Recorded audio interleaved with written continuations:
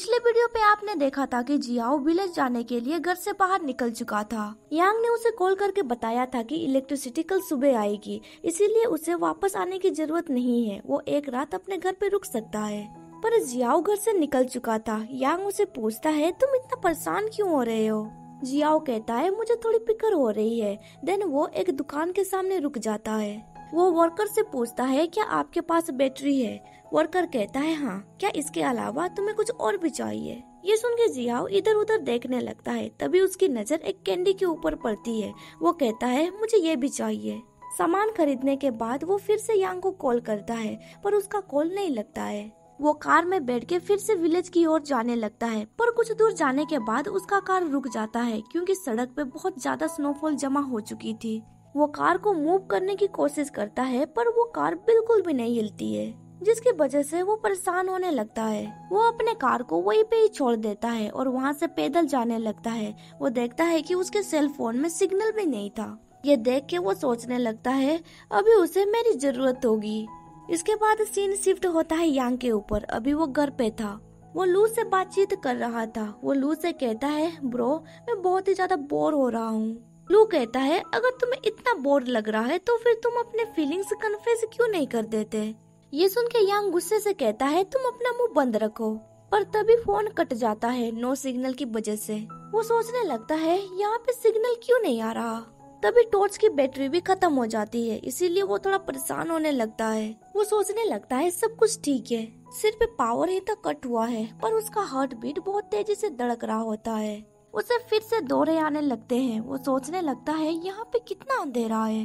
वो अपना फोन का टॉर्च ऑन करता है और सोचने लगता है, भला मैं किस चीज से डर रहा हूँ। उसे याद आता है बचपन में एक पर्सन उसके पास आया था। वो पर्सन कहता है, तुम्हारी मदर मिसेस टेंग ने मुझे तुम्हें पिकअप करने के लिए कहा है। यांग तब छोटा था, इसीलिए वो उस पर्सन की बात मान लेता है, पर कुछ देर के बाद हमें दिखाया जाता है कि उसका अपहरण हो चुका था। वो चिल्लाते हुए कह रहा होता है, तुम मुझे कहाँ लेके जा रहे हो? ये रास्ता मेरे घर की तरफ नहीं जाता है। कुछ देर के बाद हमें दिखाया जाता है एक पर्सन कहता है, हमें पैसे मिल चुके हैं। दूसरा पर्सन कहता है, अभी हमें इस बच्चे से छुटकारा लेना होगा। कुछ देर के बाद वो लोग यांग को एक कुएं के अंदर ढकेल देते हैं। वहाँ पे बहुत ज्यादा अंधेरा था। इसके बाद सीन प्रेजेंट में शिफ्ट होता है। अभी जियाओ वापस घर आ चुका था। उसे देख के यांग पूरी तरह से हैरान में पड़ चुका था। उसे देख के यांग सोचने लगता है, ये तो वही पर्सन है जिसने उसे उस कुएं से बचाया था। यांग भागते हुए उसके पास जाता है और उसे हक कर लेता है। जियाओ उसे हक करते हुए कहता है, मैं वापस आ चुका हूँ। इसके बाद हमें दिखाया जाता है जियाओ टॉर्च में बैटरी डाल देता है, जिसकी वजह से अभी कमरे में उजाला था। यांग ब्लश करते हुए कहता है, मुझे माफ कर देना, मैं कुछ ज्यादा ही एक्साइटेड हो गया था। तभी जियाओ उसे कैंडी खाने के लिए देता है। यांग पूछता है, तुमने ये क्यों खरीदा? जियाओ कहता है, मैंने ये तुम्हारे लिए खरीदा है। यांग कहता है, जब मैं बच्चा था मैं इसे हमेशा से खाना चाहता था, पर मेरी मॉम कभी भी मुझे ये खरीद के नहीं देती थी, क्योंकि उन्हें लगता था कि इन्हें खाने के बाद मेरे टीथ डैमेज हो सकते हैं। देन वो कैंडी खाते हुए कहता है, बाद में मैं हॉस्पिटल में एडमिट हो गया था, जिसकी वजह से उन्होंने मुझे ये एक बार खाने के लिए परमिशन दिया था। देन वो अजीब सा मुंह बनाते हुए कहता है, इसका टेस्ट अभी भी अच्छा नहीं लगता है। जियाओ कहता है, क्या ऐसी बात है? मैंने इसे कभी भी टेस्ट नहीं किया है। जब मैं छोटा था तब मुझे स्वीट चीजें पसंद नहीं थी, पर अब मैं बड़ा हो गया और मुझे ये पसंद आने लगी। यांग उसे कैंडी देते हुए कहता है, तो फिर तुम इसे टेस्ट क्यों नहीं करते?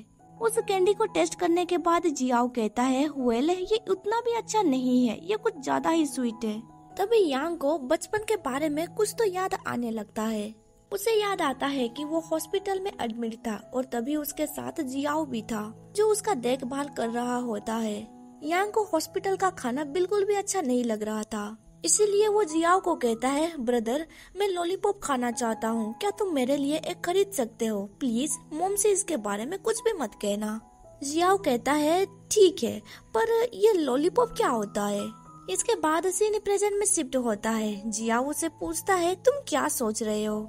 यांग उसके करीब जाते हुए कहता है, वो तुम थे, तुम वही ब्रदर हो ना जिसने हॉस्पिटल में मेरा ध्यान रखा था जब मैं बच्चा था?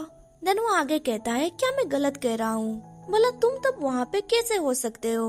जियाओ कहता है, अंकल जिन ने मुझे वहाँ पे भेजा था पढ़ाई करने के लिए। ये सुन के यांग हैरान में पड़ जाता है और कहता है, ओह तो ये तुम ही थे, फिर बाद में तुमने मुझे उस कुएं से भी बचाया था ना। पर जियाओ उसे दूर पूछ करते हुए कहता है, अब मुझे पहले कपड़े बदलने दो। देन जियाओ आगे कहता है, उस समय तुम बहुत छोटे थे, इसीलिए तुम्हें ये बात याद नहीं होगी। तुम सबसे पहले घायल हुए थे, फिर तुम अस्पताल में एडमिट हो गए। यांग कहता है, अब उस बारे में बात मत करो। शॉर्ट में कहा जाए तो हम दोनों एक दूसरे को बहुत लंबे समय से जानते हैं। जियाओ कहता है, हाँ, पर एक हार्टलेस पर्सन ये सब कुछ भूल गया था। वैसे देखा जाए तो इसी रीजन की वजह से तुम्हारे फैमिली ने तुम्हें यहाँ पे छोड़ दिया बिना किसी परेशानी के। ये सुन के यांग हैरान में पड़ जाता है और कहता है, तुम हमेशा से ही मुझे नाइसली ट्रीट करते आ रहे हो। उसका एक्सप्रेशन देख के जियाओ कहता है, तुम इस तरह का शकल क्यों बना रहे हो, अब तुम मुझे ब्लेम मत करना।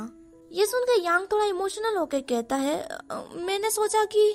जियाओ से पूछता है, तुमने क्या सोचा। यांग कुछ सेकंड के लिए साइलेंट हो जाता है। कुछ देर के बाद वो कहता है, मुझे ऐसा लगा कि तुम मेरे पर्सनालिटी से बहुत इम्प्रेस्ड हो चुके हो। लगता है मैंने तुम्हें बुद्धू बना दिया। जियाओ अपना हाथ आगे बढ़ाते हुए उसका नाम पुकारता है, पर यांग उसके टच को अवॉइड कर देता है। देन वो अपना ब्लैंकेट फोल्ड करते हुए कहता है, तुम टायर्ड हो चुके होगे, अब तुम्हें रेस्ट करने की जरूरत है, तुम सो जाना। कुछ देर के बाद हमें दिखाया जाता है आधी रात हो चुकी थी। अभी जियाओ और यांग दोनों सो रहे होते हैं, पर यांग को नींद नहीं आ रहा होता है। वो जियाओ की ओर फेस टर्न करता है और सोचने लगता है, मुझे लगा कि शायद तुम भी मुझे थोड़ा बहुत पसंद करते होगे। इसके बाद हमें नेक्स्ट डे सुबह का सीन दिखाया जाता है। अभी जियाओ का फादर प्रिंसिपल जिन के साथ था। जिन कहता है, मैं फैक्ट्री से वापस आ चुका हूँ, सब कुछ कैसे चल रहा है, क्या वो कोल्ड स्टोरेज सेफ है। जियाओ का फादर कहता है, फॉर्चुनेटली ये विंटर सीजन है, पर अगर यहाँ पे इलेक्ट्रिसिटी नहीं होगी तो हम लोग जम के मर जाएंगे। देन वो आगे कहता है, वो लड़का गधों की तरह जिद्दी करता रहता है। कल रात वो यहाँ पे वापस आने के लिए बहुत जिद्दी कर रहा था। आखिर इस विलेज में ऐसी क्या खास बात है, क्या किसी ने उसके सोल को बाहर निकाल दिया है। वो मेरी बात कभी भी नहीं सुनता है। मैंने उसे फैमिली बिजनेस संभालने के लिए कहा था, पर उसने मना कर दिया। अगर वो मेरे बिजनेस को संभालने लगता तो मैं कब का रिटायर्ड हो चुका होता। जब मैं इन सब चीजों के बारे में सोचता हूँ मेरा खून खोलने लगता है। अच्छा होता कि मेरे पास एक लड़की होती, मुझे ज्यादा परेशानी संभालने की जरूरत नहीं पड़ती। जिन कहता है, इसमें क्या खास बात है, मेरी बच्ची एक नंबर की गधी है। वैसे उसने कहा था कि वो पोस्ट ग्रेजुएशन का एंट्रेंस एग्जाम देगी और उसने ये दिया। तभी जिन आगे कहता है, चांग हाई जरा देखो, ऐसा लगता है तुम्हारे घर पे कोई आया हुआ है। देन जियाओ का डैड उसे गुड बाय कह के घर के अंदर घुसने लगता है। वो विंडो के जरिए देखता है कि घर के अंदर कोई आया हुआ था। वो दोनों पर्सन डिंग के फादर एंड मदर थे। डिंग की मदर कहती है, कल जो भी हुआ उसके लिए मैं माफी चाहता हूँ। ग्रैंडपा कर बहुत ही ज्यादा गुस्सा हो गए थे। डिंग को प्रोटेक्ट करने के लिए तुम्हारा शुक्रिया, इसके बदले में तुम एक शिप को ले सकते हो। जियाओ का फादर ये सब कन्वर्सेशन सुन रहा होता है। यांग कहता है, आपको इसके बारे में ज्यादा सोचने की जरूरत नहीं है और आपको इतनी माफी मांगने की जरूरत नहीं है। ये एक टीचर का काम होता है बच्चों को संभालने का। डिंग का फादर कहता है, हम लोग बाव के घर पे भी गए थे उनसे माफी मांगने के लिए। बाव का फादर ने ड्रिंक छोड़ दिया है, अब वो जंक कलेक्ट करता है, पर मेरे बेटे ने गलत रूमर्स फैलाए, इसके लिए मैं तुमसे माफी चाहता हूँ। डिंग की मदर कहती है, हमारे बेटे ने कहा कि वो बड़ा होके तुम दोनों की तरह एक टीचर बनना चाहता है। ये सारी बातें जियाओ का फादर बाहर खड़े होकर सुन रहा होता है। यहाँ पे ये चैप्टर खत्म हो जाता है। वीडियो पसंद आया तो लाइक कर दीजिए और आगे का स्टोरी जानने के लिए मेरे चैनल को सब्सक्राइब कर दीजिए और साथ ही बेल नोटिफिकेशन ऑन कर दीजिए ताकि आपको मेरा हर वीडियो का नोटिफिकेशन मिल सके। Thank you for watching my videos.